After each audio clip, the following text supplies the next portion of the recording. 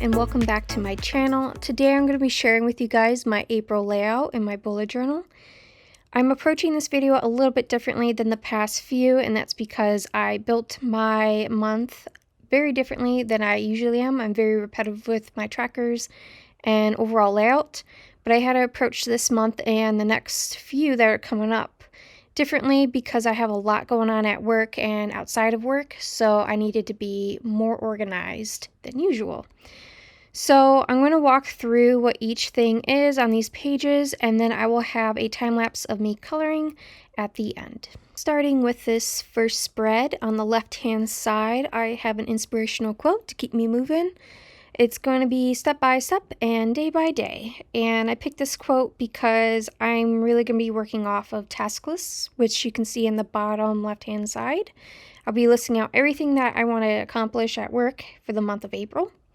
Then I have my usual monthly grid at the top on the right-hand side, notes section for that month, notes section for May to pull forward, and then my budget tracker. My budget tracker across the top is groceries, eating out, and spending. And along the left-hand side, we have it built out in weeks. So each week I review how much I spent. And at the end of the month, I add up the total and then compare it to my budget, which is on the bottom. And then the very last row is where I tell myself if I was in the positive or negative in that category. That's about it for the first spread. Moving on to the rest of the spreads, which mirror each other. I have a small monthly grid in the upper left, and then I have 3 trackers: workout, water intake, and spending. Each one of these, per day, so I'll fill it in if I accomplish those. And then below it I have a notes section, but then everything else, it goes day by day and it goes vertically. So I have a weather tracker box and a mood tracker box, and then I have all the others are tasks. So I have a tasks, meeting section, project section, my freelance section, and then rebrand tasks, which is what I'm listing out in the beginning there. So this is pretty much the same on every spread going forward. I'm not going to get too creative with these because I'm going to be listing out a lot and it's going to get overwhelming pretty quickly. So I'm just going to add color to the actual grid sections.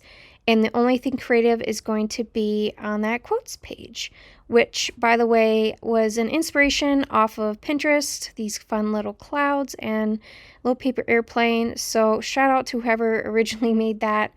I plan to use some pastel looking colored markers, Color Tip by Crayola.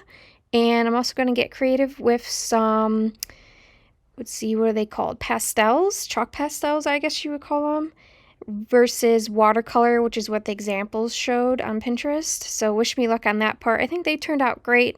Let me know what you think in the comments.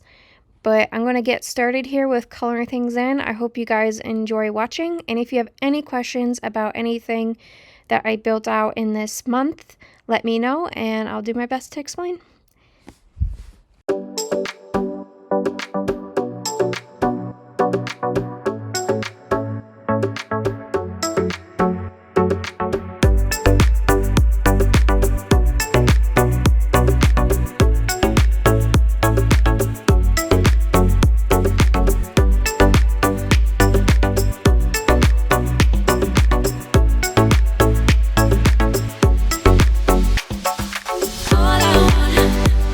All I want